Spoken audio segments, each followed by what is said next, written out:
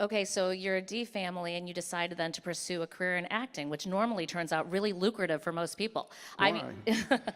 not everybody, that is for sure. So how did you start to develop that love of acting? I heard it was later in life, not till you got to college. Yeah, well, I had all kinds of, I started working, I've never stopped working since I was 16, although I worked even when I was younger than that in the orchards to make my own money. My dad said, if you want something, you just got to go do it. So I'd back up the newspaper boy when he didn't want to do it, and I'd take his money and sold Christmas cards, and that's how I would do it. My grandma always got me started each year with 20 bucks. So that's how it went. But you know, I framed houses. I worked commercial fishing boats for salmon. That's how I made my money. I framed houses. I wasn't very good at any of them, but I could outwork anybody. My dad made sure of that.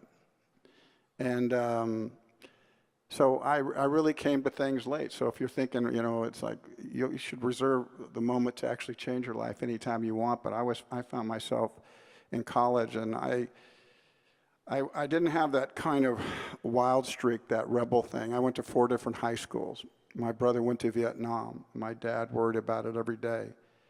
And I had that rebellious streak, but I decided that I wouldn't show it because he was always stressed out enough.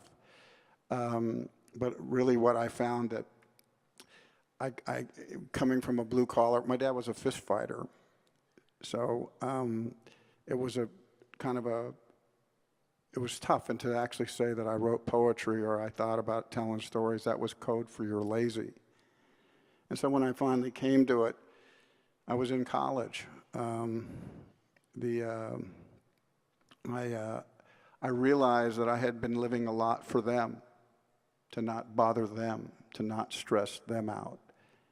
And I thought, man, you're going to wake up and you're going to wonder one day that you could have done these things that you thought you could have done, and you're going to be where I am right now, and you're going to go, I could have done that.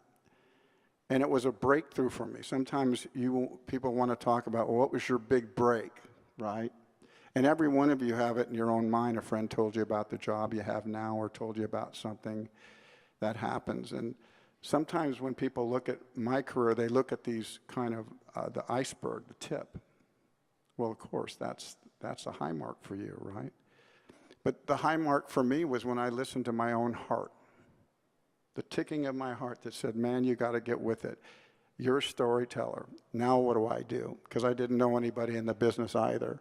So I had to, but I knew how to work, and I was kind of clumsy at it. I went to my first interview, and in Hollywood, you're supposed to be in Levi's with holes and long hair back in the 70s, and you know, and I wore a suit to my first thing.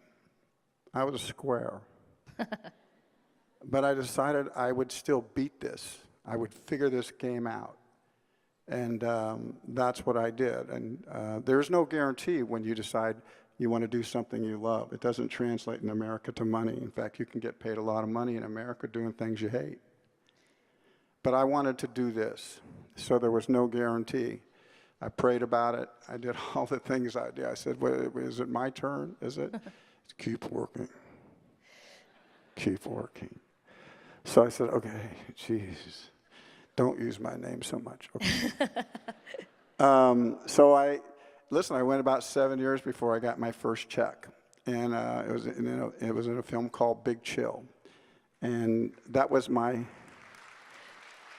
Yeah, I Thank love you. this story because most people think, you know, when they get cut from a movie, ultimately that's not a good thing. But I love that you actually look at that as sort of a crowning moment in your career. Again, that's not the iceberg thing that everybody sees, Right. to be in a hit movie. I just knew I was on the right path. So, you know, I don't mean to bore you with my life, but that's how I measure it. I measure it differently than magazines do, or I measure it differently than even people do how a movie does at opening weekend. I measure my life in a different way. I don't let the things that I don't let it define me.